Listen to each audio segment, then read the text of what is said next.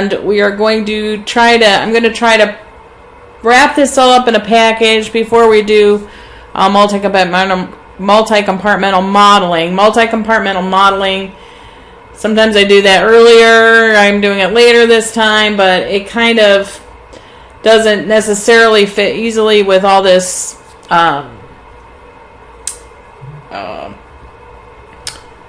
the actually physiological determinants of all of these things. So I'm going to try to put this all together for you. And this is going to be a long video. I apologize already because I don't want to stop since it's sort of the summary.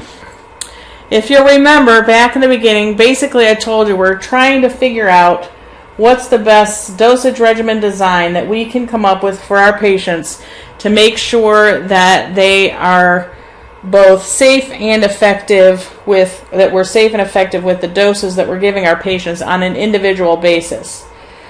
So to do this, we need to figure out our dose rate and our dose interval, right? So, sorry, I didn't mean to do that.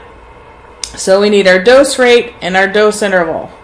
We know to determine our dose rate, we want to look at our CSS average and see if it's where we want it to be, right? So in order to determine our CSS average, the determinants of CSS average are bioavailable dose rate, drug in over drug out, clearance. If there is a salt form involved, then we have to also consider that. So I've just put the definitions here for you, but I'm sure you already know those. Dose interval is determined by your peak to trough ratio, right? So your peak to trough ratio is determined by 1 over e to the negative k tau. We choose tau, right? Dose interval. So what really determines our peak to trough ratio is what we determine, the tau, and that slope of our elimination curve, which is determined by clearance and volume. We can also look at it by looking at the half-life. And as you probably remember, we're going to dose about every half-life. So sometimes looking at half-life just saves a little bit of time. But what determines all of these? Well, the things that it comes down to, right, is, oopsie, didn't mean to go backward.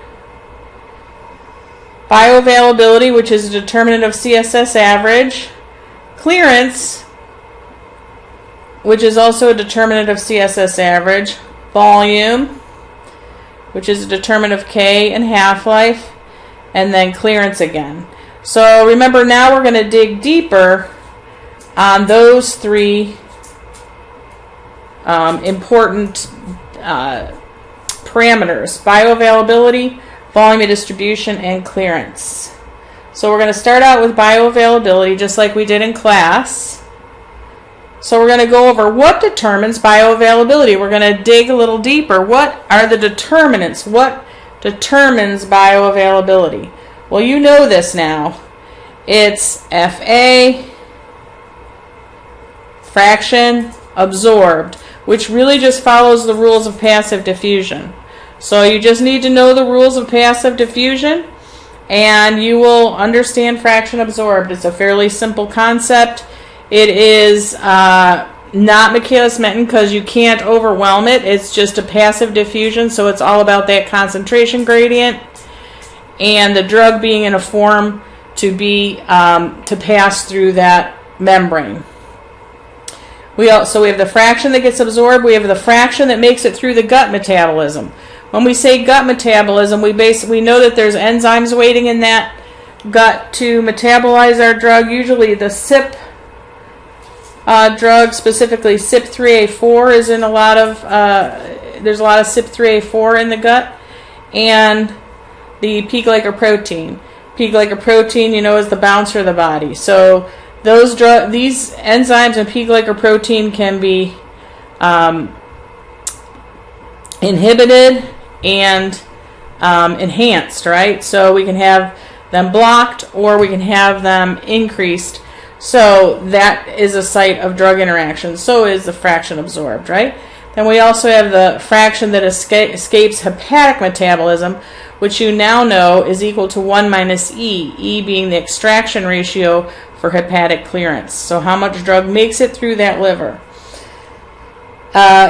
for low extraction drugs or for drugs that are cleared renally, almost all of the drug is going to make it through the liver, is going to escape that metabolism, so about 100%. So FH will be reaching 1 for drugs that are cleared renally or drugs that are low extraction cleared by the liver.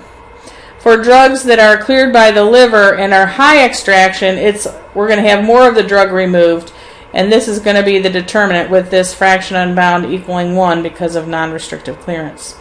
Because these things are involved is why we have route dependence or route dependence, right? So the determinants of bioavailability are there, FA, FG, and FH, and you should be able to determine all the drug interactions that could occur because of that.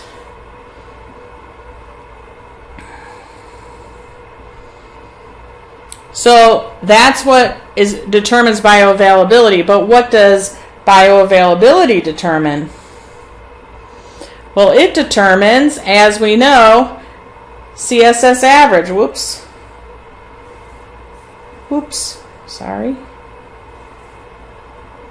Determines CSS average. Bioavailability determines CSS average. We can just plug this in for our F there, can't we? And if we know what the FH is, we can plug that in. There will be things that still can affect FA and FG though, right? So it determines CSS average and CSS free. If we want free, we just multiply this whole thing times fraction unbound, right? So therefore, bioavailability may result in dose rate changes.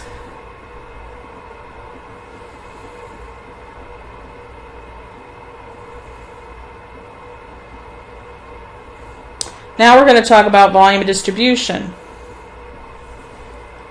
What determines your volume of distribution? Well, the determinant of volume distribution is this equation here.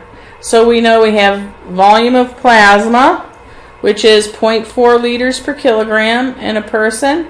And then we also have our volume of tissue, which is 0.54 liters per kilogram in a person. And then we have this all-important relationship between the fraction unbound in plasma and fraction unbound in tissue. And we know that it really comes down to this relationship here, and it's really all about these changes in plasma and tissue binding that will result in changes in the volume of distribution.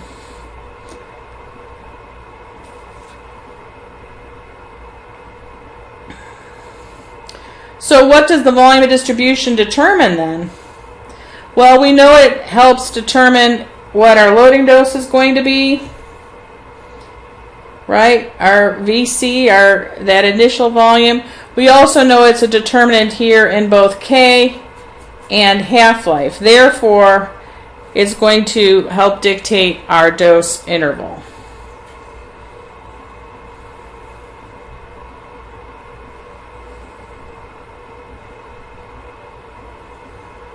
Now, when we think about really what's changing volume, it's plasma and tissue protein binding. So what are the determinants of protein binding? So we're going to dig one level deeper so that we can understand what determines binding.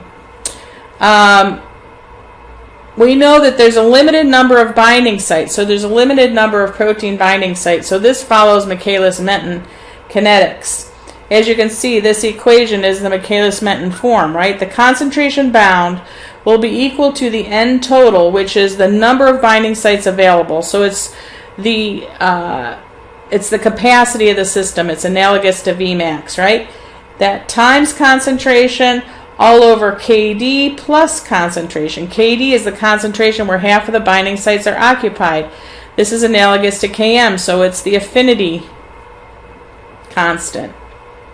So this is what determines binding.